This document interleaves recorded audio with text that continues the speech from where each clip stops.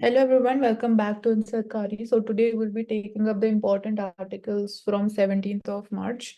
So this first one article is talking about again gender discrimination. यहाँ पे data की बात की जा रही है. तो इनिशियली ग्लोबल लेवल पे जब हम बात कर रहे हैं तो UNDP publishes this gender social norms index which is published by them. So यहाँ पे यही देखा गया, असेस किए गए हैं 4 dimensions. तो 4 dimensions includes political, education, economic and physical integrity. तो लास्ट टू जो डायमेंशंस हैं, इकोनॉमिक एंड फिजिकल इंटीग्रिटी, उसमें हमें ज्यादा वुमेन डोमिनेशन देखने को मिलता है. एंड यहाँ पे अगर हम बात कर रहे हैं कि इसके अलावा countries across the world, we have a look, so women do not go to schools, but they're working directly on farm as laborers, as housemaids. So educational dimension जो है वहां पे वी आर सीइंग कि जो enrolment ratio है that is less. तो ये global level की बात हो रही है, but when we are talking about India, तो इंडिया में we are seeing certain progressive steps definitely. तो in terms of like inclusive policies in education, we are promoting like government schools, PM Shri Yojana hai, to free education to all the children in like rural urban areas who are coming from the poor and rich, both economic backgrounds. Then we are seeing कि इसमें भी ठीक है, we are focusing upon कि पहले तो education access होना चाहिए, अफोर्डेबिलिटी होनी चाहिए, रीच होनी चाहिए. जो प्रॉपर बेसिक इंफ्रास्ट्रक्चर है उस पर हम काम कर रहे हैं, मॉडर्नाइजेशन पे वर्क कर रहे हैं. बट उसमें भी अगर हम कैटेगरीज या एरियाज में देखते हैं तो वी आर सीइंग कि स्टेम सेक्टर में we are seeing less participation जब हम हायर एजुकेशन की बात करते हैं या फिर क्रिटिकल एंड इमर्जिंग स्किल्स की बात करते हैं. तो girls they are opting more for arts and science या नर्सिंग या लाइक मेडिसिन एरियाज में when we are going for the higher education. तो जो पिंक सेक्टर जॉब्स हैं, वी कैन से कि वहां पे अगेन ज्यादा डोमिनेशन फीमेल का है, पार्टिसिपेशन उधर ज्यादा कॉन्सेंट्रेटेड है. तो बॉयज का कंपेयर करते तो they are more dominating in STEM areas and only 20% of the females are there in the STEM sector. तो science, tech, engineering and mathematics. तो बात भी यही बात हो रही है, पिंक कॉलर जॉब्स में they are dominating. And governmental और पॉलिटिकल लेवल पे अगर हम बात करते हैं तो जेंडर बाइस ह्यूमन डेवलपमेंट इंडेक्स की हमने कुछ दिन पहले बात की है कि इंडिया की rank it is improve by 1 position, but even when we are comparing the position with our neighbourhood countries तो वी आर लैकिंग बिहाइंड. तो जेंडर डिस्क्रिमिनेशन जो बिहेवियरल एस्पेक्ट है, जो एटीट्यूड है towards women, that needs to be reformed and transformed. And अब चाहे बात करो आप रीजनल लेवल पे देखो इसको या इनकम लेवल पे कंपेयर करो डेवलपमेंटल पर्सपेक्टिव से, तो there is this gender discrimination which is persisting. और यहाँ पे कंपैरिजन किया गया पॉलिटिकल डोमेन में बिटवीन यूएस एंड इंडिया. तो यूएसए में इट इज बीइंग स्टेटेड कि कोई भी प्रेसिडेंट, यूएसए में अभी तक there has been no female president. तो it has had almost 46 president so far. 1789 में first president was elected, George Washington. But फिर इंडिया में हम प्रेसिडेंट ही कंपेयर कर रहे हैं. तो यूएसए में प्रेसिडेंट है तो we should compare with the prime minister. तो although we have had one female prime minister, Indira Gandhi. President में we have two female presidents, Pratibha Patil whose tenure was from 2007 to 2012 and Draupadi Murmu who is the current president of India. फिर बाकी countries का compare किया गया. तो it is not कि developed country है तो वहां पे जेंडर डिस्क्रिमिनेशन नहीं है. लाइक ग्लास सीलिंग जो एक आ जाती है एक लेवल के बाद, you are not able to see more women participation after a certain level. तो Ashik, if you want to add something. No answer. Elections की बात करें तो the schedule has been declared. तो 7 phases में इलेक्शंस होंगे. It will be beginning from 19th of April and it will go on till 1st of June and counting would take place on 4th of June. तो that's there. इसमें एक important ये है कि अभी जो 18th जनरल इलेक्शंस होने वाले हैं, 18th Lok Sabha elections, 543 seats are there and this is going to be the second longest poll. मतलब जो पोलिंग एक्सरसाइज है 7 phases में हो रहा है. एंड जो फर्स्ट लॉन्गेस्ट था दैट वाज जो हमारा फर्स्ट जनरल इलेक्शंस हुआ था 1951 में. तो it was held for over 5 months. तो 5 months में पूरा एक्सरसाइज कंप्लीट हुई थी. एंड अगर हम नंबर ऑफ वोटर्स की बात करते हैं तो वी आर सीइंग इंडिया में close to 97 crore voters are registered. उसमें से 49.7 करोड़ मैन हैं, 47.1 करोड़ वुमेन है, तो close to we can say balanced approach है। तो we are seeing women as voters number भी इंडिया में इंक्रीज हो रहा है, और first time voters close to 2 crore are there. तो with the announcement of the elections the model code of conduct also comes into force. So वो भी एक इम्पॉर्टेंट एस्पेक्ट हो जाता है। एंड क्योंकि यहाँ पे यही मेंशन जस्ट हमारे लिए जो इम्पोर्टेंट चीजें हैं।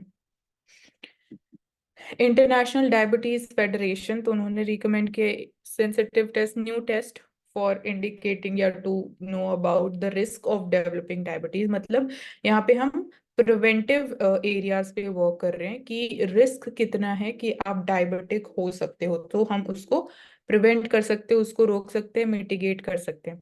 तो इंटरनेशनल डायबिटीज फेडरेशन, इसके बारे में आप थोड़ा सर्च कर सकते हो।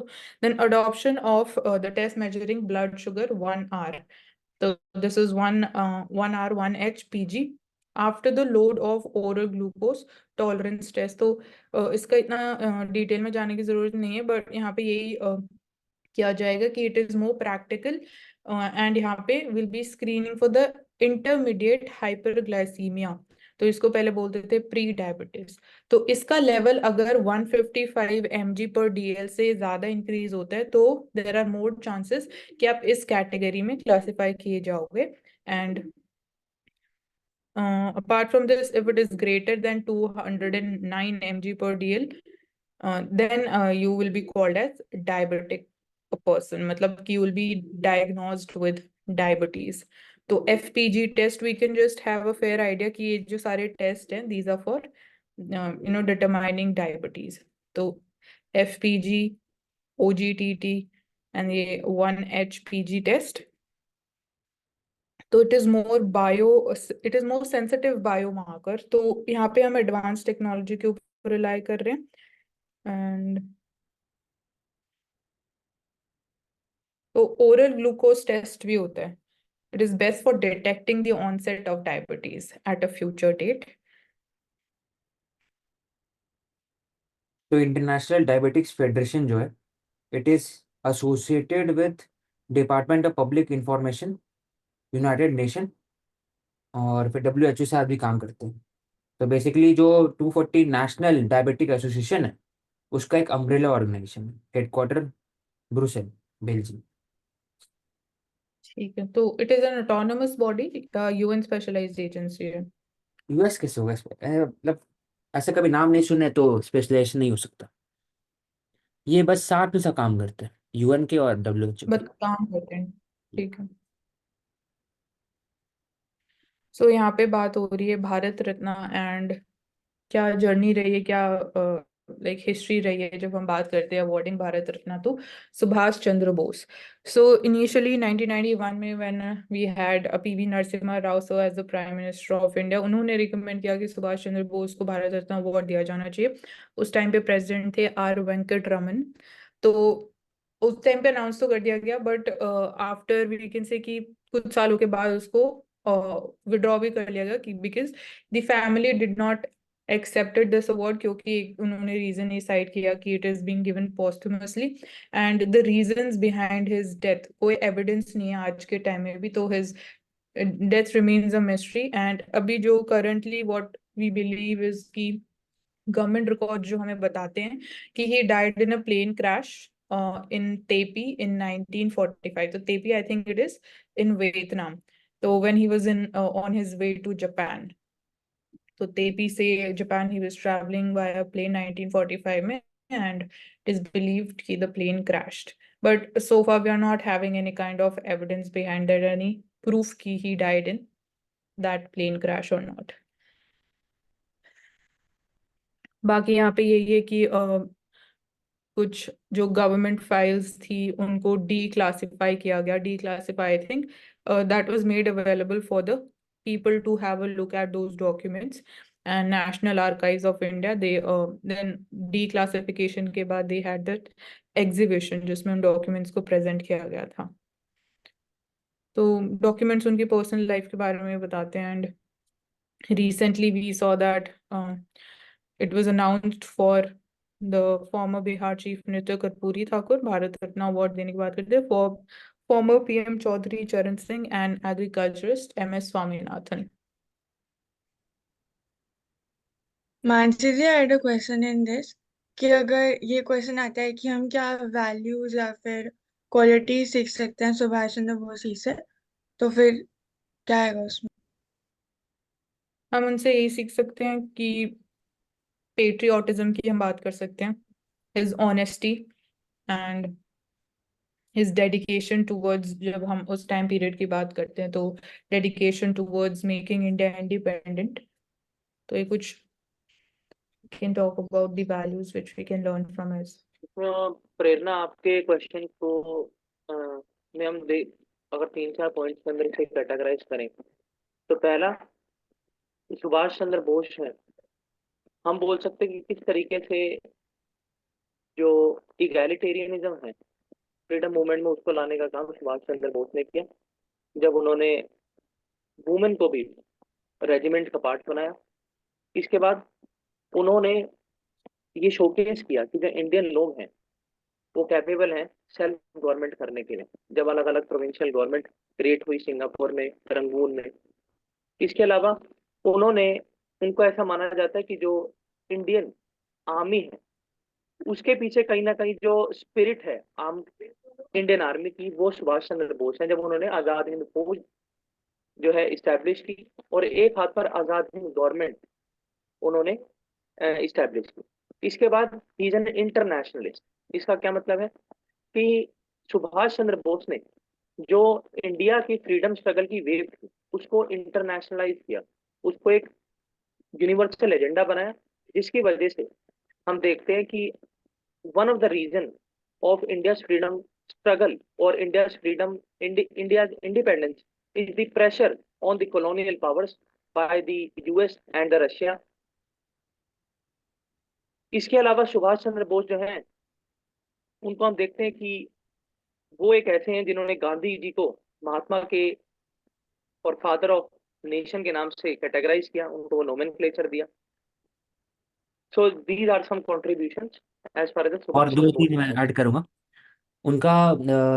एक इंटरनेशनल एथिक्स में अगर देखा जाए तो वो बात कर रहे थे रियलिज्म कॉन्सेप्ट पर, रादर देन कि talking about the moral equivalence कि नाजिज्म फासिज्म और ब्रिटिश दोनों बुरे हैं। वो बात करते थे कि हमें ब्रिटिशर ने परेशान किया है तो we can talk about enemy of the enemy is my friend, ऐसे ठीक। तो ये रियलिज्म कॉन्सेप्ट है इंडियन फील्ड में। उसके बाद फिर बोल सकते हैं कि जो पेट्रोटिज्म नेशनल मास मूवमेंट तो ठीक है, लेकिन आर्म स्ट्रगल भी बहुत इंपॉर्टेंट होता है, आपको हथियार उठाना चाहिए। तो derive from the Bhagavad Gita श्लोक, तो ये भी इन्होंने इंस्टिल किया apart from war professor. Continue.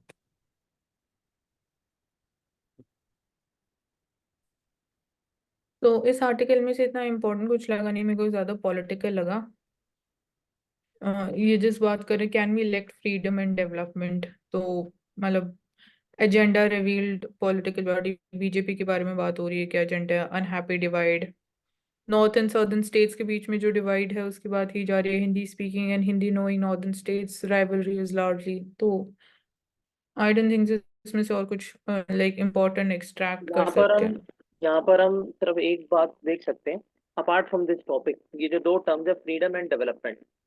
तो अगर क्वेश्चन आए कि क्या फ्रीडम और डेवलपमेंट का आपस के अंदर कोई कोरिलेशन है, तो the answer will be yes. जो फ्रीडम होती है वो बेसिक गुड्स होते हैं हमारे, यानी उनके बिना जो इंडिविजुअल है ही और she can not live. Example article 2021 in Indian constitution, जो बोला गया कि ग्रेव कॉन्सिक्वेंसेज में भी, इमरजेंसी के टाइम पर भी आपकी वो वाली जो फ्रीडम है वो आपसे नहीं सुनी जा सकती है। लेकिन डेवलपमेंट का क्या रोल है? अगर आपके पास फ्रीडम है तो फ्रीडम जरूरी नहीं आपको डेवलपमेंट देगी, लेकिन अगर आपकी जो फ्रीडम है वो इतनी है कि आप उस फ्रीडम को एंजॉय कर रहे हैं, उस इंडिविजुअल लिबर्टी को आप एक्सरसाइज कर रहे हैं, तो कहीं ना कहीं जो डेवलपमेंट सोसाइटी के अंदर होती है आप उसका मैक्सिमम बेनिफिट ले सकते हैं। तो यहाँ पर बात होती है कि फ्रीडम और डेवलपमेंट जब आपस में प्लस होते हैं तो इज इक्वल टू में क्या आता है, इज इक्वल टू में आता है capacity development, is equal to में आता है empowerment of the society, is equal to में आता है happiness, harmony in the society. So these two terms are very much intermingled and we can quote them while we are writing the answers of GS2. Mansi ji, I had one question regarding this कि पूछो। Elections में ही जैसे हम ऐसा मतलब ऐसा हो सकता है कि कोई कंट्री जो है वो वन पार्टी सिस्टम के टुवर्ड्स मूव करती है जस्ट बिकॉज जो ऑपोजिशन का रिप्रेजेंटेशन है वो ग्रेजुअली कम होता रहता है, तो क्या ऐसा हो सकता है अगर इंडिया के रेलेवेंस में भी बात करें तो? नहीं, आई थिंक वो नेचर ऑफ पॉलिटिकल सिस्टम जो फंक्शन कर रहा है एक पर्टिकुलर कंट्री में, लाइक डेमोक्रेसी में हम इंडिया में ये चीज नहीं बोल सकते. We are following multi party system. India में कितनी सारी पॉलिटिकल पार्टीज नेशनल लेवल पे और रीजनल स्टेट लेवल पे हैं. तो इंडिया के कॉन्टेक्स्ट में आई डोंट थिंक सो ये कभी मतलब रियलिटी होगा कि वन पार्टी सिस्टम आप बोलोगे. तो आप ऐसे नहीं इसको पुट अप कर सकते कि आज के टाइम में अगर जैसे आप बोल रहे हो कि ऑपोजिशन की सीट्स कम हो रही है, तो ऐसा तो कुछ नहीं है. सीट्स कम हो रही है या फिर वी कैन जस्ट से कि जैसे हमने पहले भी डिस्कस किया कि ऑपोजिशन का रोल यही है कि क्या कोई सस्टेनेबल ऑल्टरनेटिव है लोगों के सामने.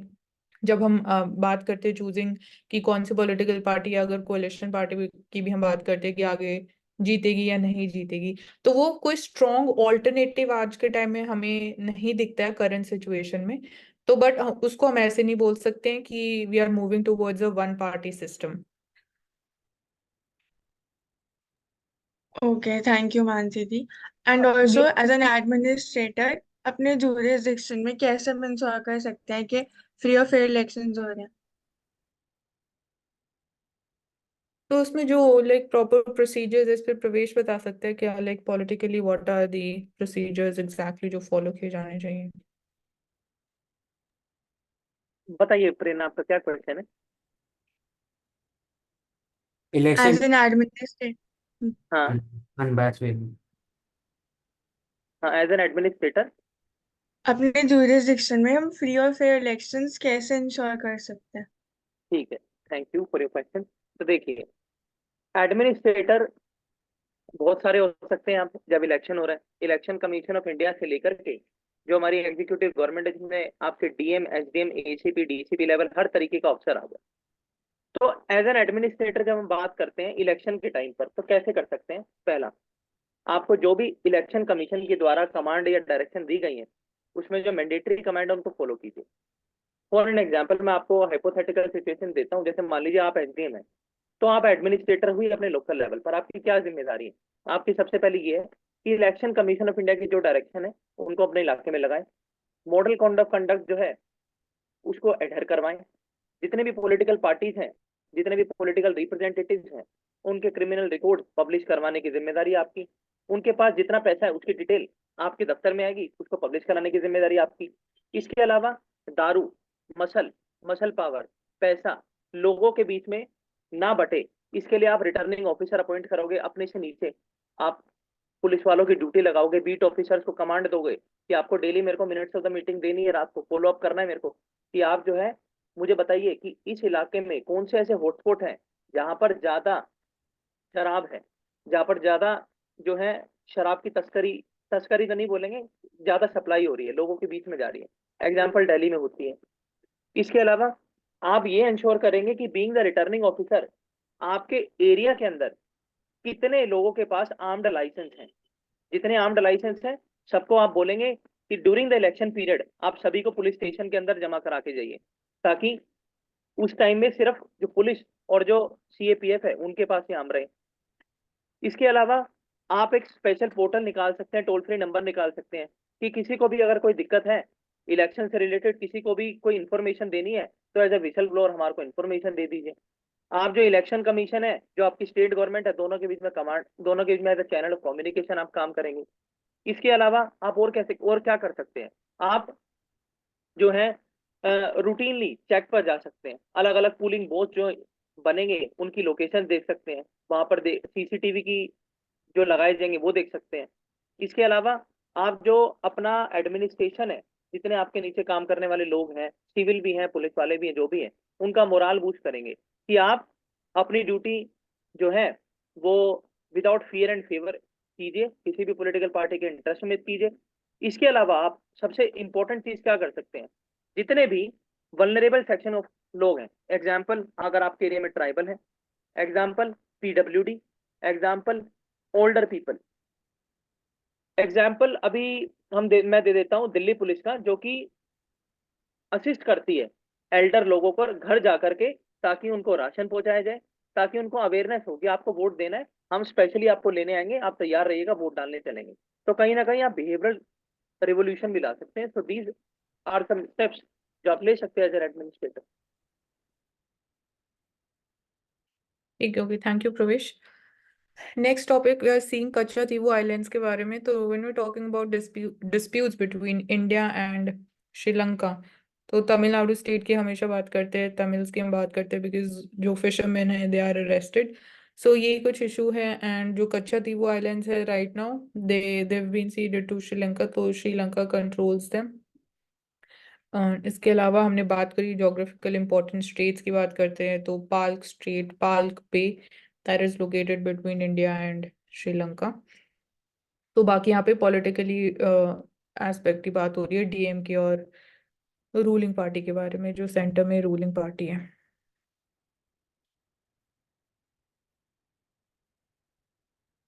So Indian team uses repurposed drug to treat the oral cancer subtypes. So this is to inhibit the tumor cells. तो FDA approved deworming drug, तो FDA US body है, तो deworming drug which is called the pyrivinum pamonate. It is potential drug to treat such cancers.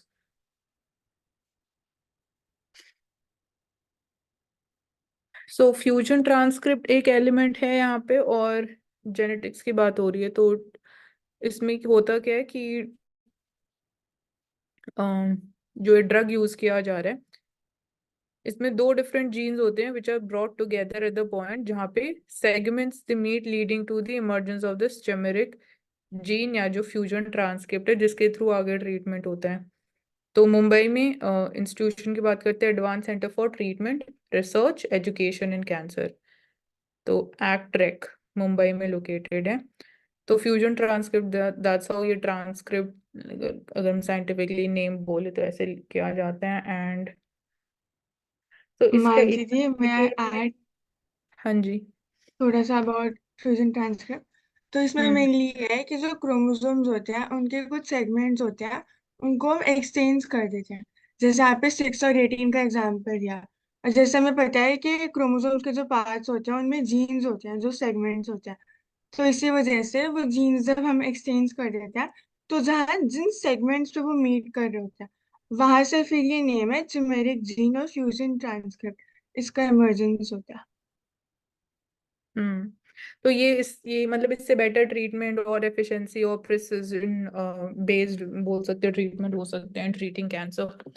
बाकी we go by the data, तो India में oral cancer जो है that is the most predominant form among Indians patients, with about 2 lakh new cases which are reported every year. तो उसमें से out of 2 lakh patients 10,000 या 11,000 patients each year may be harboring the particular this fusion transcript के through already they are being treated. So this is a scientific breakthrough and biochemical, अगर drugs की बात करते हैं, cell based assays, तो we are seeing इस process के through जो अग्रेसिव बिहेवियर है कैंसर सेल्स का वो हम मिटिगेट कर पा रहे हैं, मतलब वो और स्प्रेड नहीं हो पाते, they are like I think they are being killed through this. And ठीक है, बाकी यहाँ पे डेटा ही इम्पोर्टेंट है। तो the fusion mRNA is unique to cancer cells and can be used for cancers of any organ. Fusion mRNA, वो ये drugs जो यूज की जा रही है प्रोग्रेशन ऑफ कैंसर को रोकते हैं and also hold the migration of cancer cells, their invasive properties. तो ठीक है, सो यहाँ पे इलेक्ट्रिसिटी जनरेशन की बात की जा रही है थ्रू इवेपोरेटेड वाटर। तो चाइना में there is this one toy drinking bird toys को बोलते हैं। तो इसमें there is a dippy bird, एक बर्ड है एंड दो बल्ब होते हैं। तो it has a fixture of like science classrooms में, स्कूल एजुकेशन में इसको एज एन एक्सपेरिमेंट यूज किया जाता है। तो इस टॉय के अंदर दो ग्लास बल्ब्स होते हैं and which are connected by glass tube with the highly volatile liquid. तो लिक्विड कौन सा यूज किया जा रहा है? मिथाइलिन क्लोराइड, जो कि स्टोर किया जाता है उसके अंदर। तो जो टॉप बल्ब है वो बर्ड के अंदर लोकेटेड होता है, फिक्स्ड होता है बर्ड की जो बीक वाला एरिया है। And it is covered in a felt like material. जो बर्ड की बॉडी है it is suspended on two plastic legs. वो कोई जो नॉर्मल बर्ड जैसे लगती है तो दिखती है वैसे उसको बनाया गया बर्ड की body. And after the bird head it is dipped in the glass of water. तो वाटर बिगिंस टू इवेपोरेट। सो इसकी वजह से जो प्रेशर डिफरेंस क्रिएट होता है फ्लूइड में, तो जो बॉटम बल्ब में लोकेटेड है, जो अभी हमने देखा मिथाइलिन क्लोराइड जो बॉटम बल्ब में लोकेटेड है, वो इवेपोरेट होने लग जाता है एंड इट फिल्स दी, वो बर्ड के हेड के अंदर भरने लग जाता है। तो it causes the bird to dip forward into the water because of the weight and take a drink before the process starts again.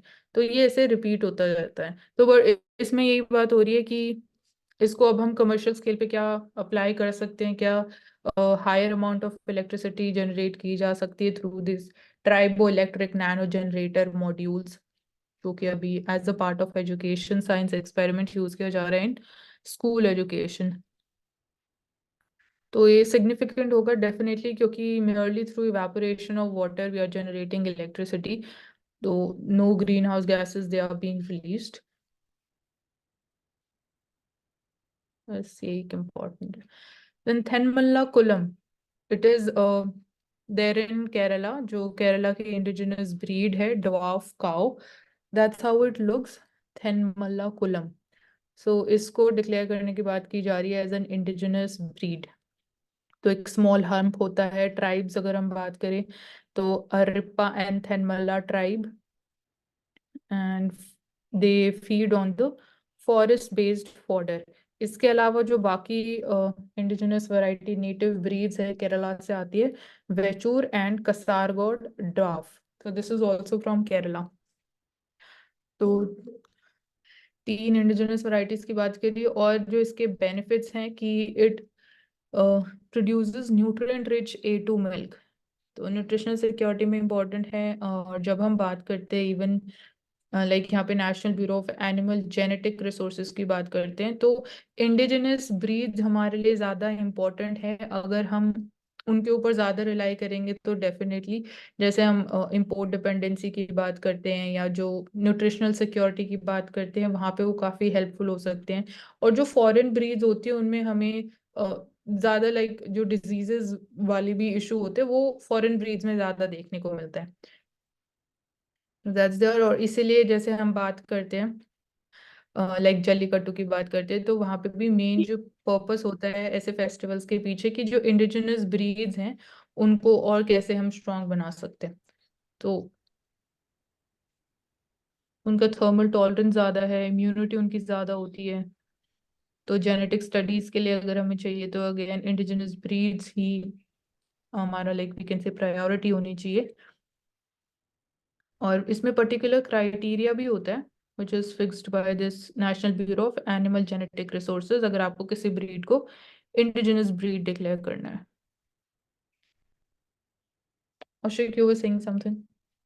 हाँ, इसमें 5 to 6 एरियाज हाईलाइट करना है। कि पहली बात है कि नॉर्मल ब्रीड से न्यूट्रिएंट रिच A2 मिल्क होता है।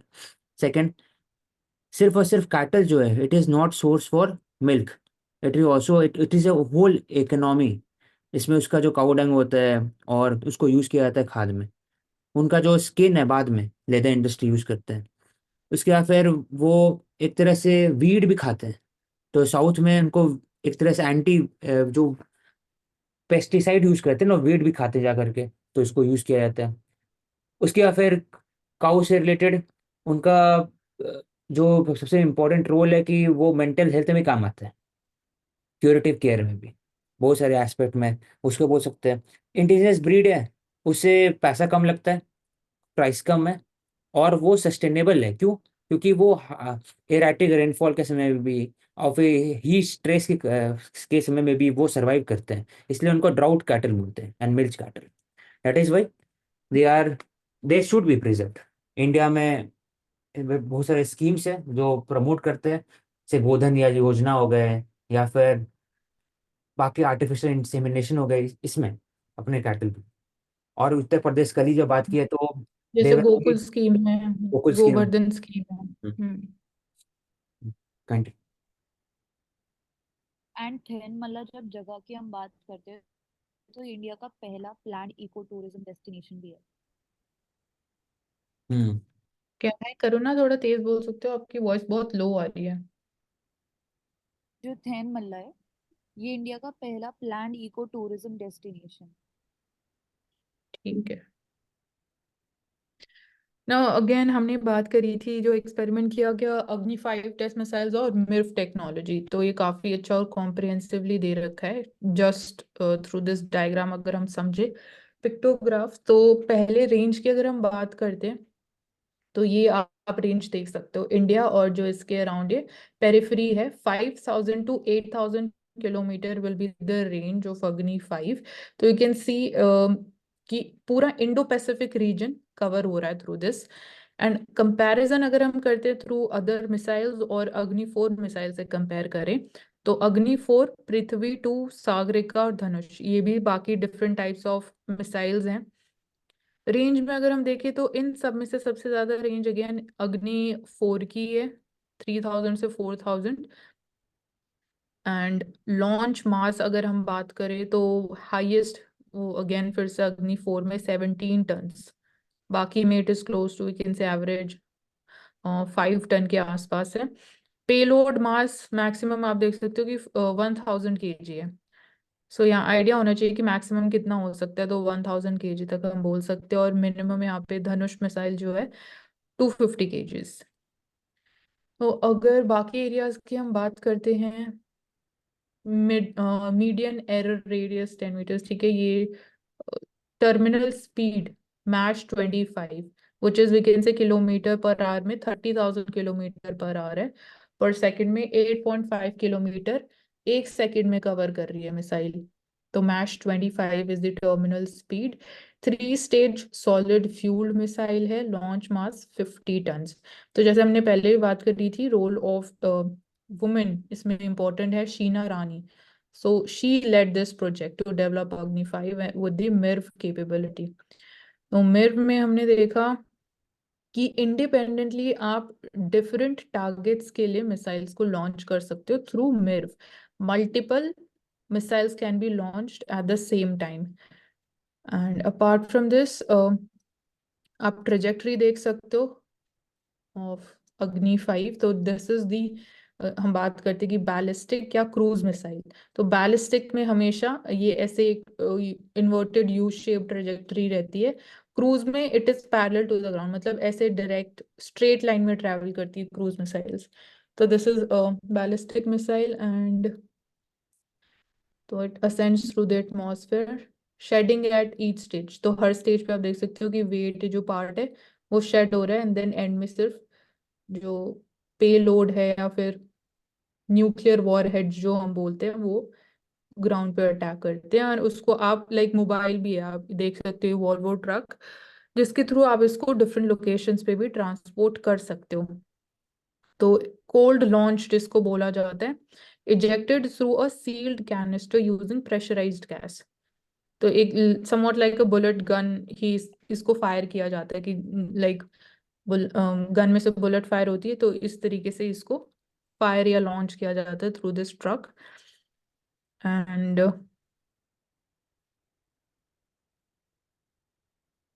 ये कुछ इंपॉर्टेंट पॉइंट्स है। और बाकी अगर हम कंट्रीज की बात करते हैं, कौन सी countries this they are possessing the MIRV technology, you can see यहाँ पे यूएसए है, then UK and France. And it is believed कि इसराइल के पास भी हो सकता है। Then we have Russia, China, India, Pakistan. इसमें बोला जाता है कि इसका इम्पोर्टेंस कहाँ पर है।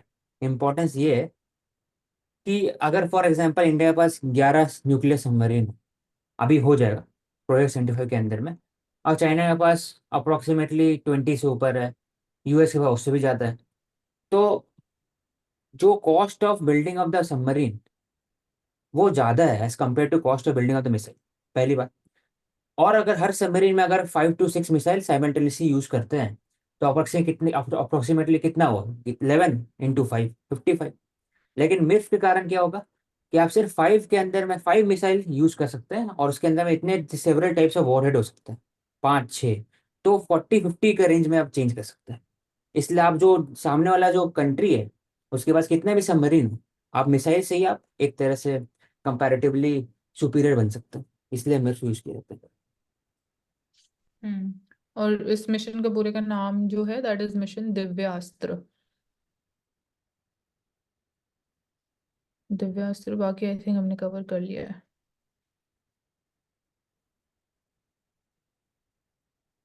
डेटा की हमने बात कर ली थी कि वुमेन और men they are close to 97 crore in numbers and 100 crore total registered voters हैं इंडिया में। तो the electorate it has grown many folds in the first लोक सभा इलेक्शंस 1951 में जो सबसे लॉन्गेस्ट भी थे। उस टाइम पे 17 करोड़ वोटर्स थे 1951 जनरल इलेक्शंस में। Now we are having 100 crore registered voters and 12 states ऐसी है जहाँ पे वुमेन इलेक्टर्स ज्यादा हैं। तो बाकी आई ठीक है, we can move forward, this is been covered. तो गेटिंग इंक्ड यहाँ पे डेटा ही है। New registered voters 2 crore, voter age over 100 मतलब 100 से ज्यादा की एज है तो 2 लाख आर देयर। तो ये भी ये दिखाता है कि राइट टू वोट कितना सिग्निफिकेंट है। सर्विस इलेक्टर्स 19 लाख, ठीक है। Total polling stations 10,48,000। Transgender voters तो इंक्लूसिविटी दिखा रहा है 48,000। Voters with disability overseas voters are 1 lakh. So ecology, sustainable development, growth and development की हम बात करें तो Madhav Gadgil one the India's finest ecologist. So he shows how empathy must lie at the heart of policy solutions. So he says कि honest environmental impact assessments होना चाहिए, वो significant है। मेयरली कंप्लीटिंग दी जो फॉर्मेलिटीज है कि इन्वायरमेंटल इम्पैक्ट असेसमेंट कंप्लीट हो गया, सो दैट इज लाइक आपको ऑनेस्टी के साथ उसको करना चाहिए, जो आपका इंटेंशन है that needs to be honest. Apart from this so he says कि I'm interested in the manifold representations of culture and being proficient in Sanskrit. I've read parts of Rig Veda, Ramayana, Mahabharata, Gita. तो वहाँ से भी we can learn certain elements about जब हम बात करते हैं again ecology की, sustainability, conservation and preservation.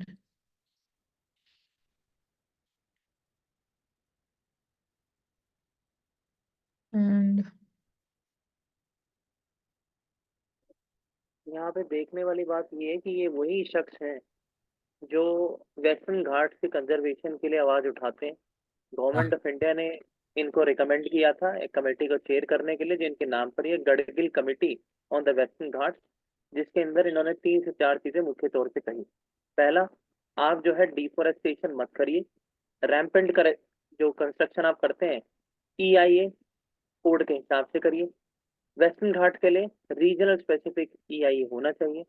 इसके अलावा जो वेस्टर्न घाट्स में अलग अलग हॉटस्पॉट रीजन हैं जिसमें फ्लोरा है, फोना है, उसके बाद अलग अलग नेटिव स्पीसीज हैं, उनके कंजर्वेशन के लिए गवर्नमेंट ऑफ इंडिया को स्टेप्स उठाने चाहिए, ताकि जो ईस्टर्न घाट जो कि पूरे इंडेंटेड है वैसे वेस्टर्न घाट ना हो जाए। That's all. तो भी से वेस्टर्न घाट ज़्यादा कॉन्टिन्यूस है, बायोडाइवर्सिटी हॉटस्पॉट है। और वेस्टर्न घाट्स के लॉन्ग जो कोस्टल रीजन्स हैं वहाँ पे एस्चुरीज फॉर्म होती है। इंडिया में ईस्टर्न कोस्ट के लॉन्ग एस्चुरीज नहीं, ईस्टर्न कोस्ट में डेल्टा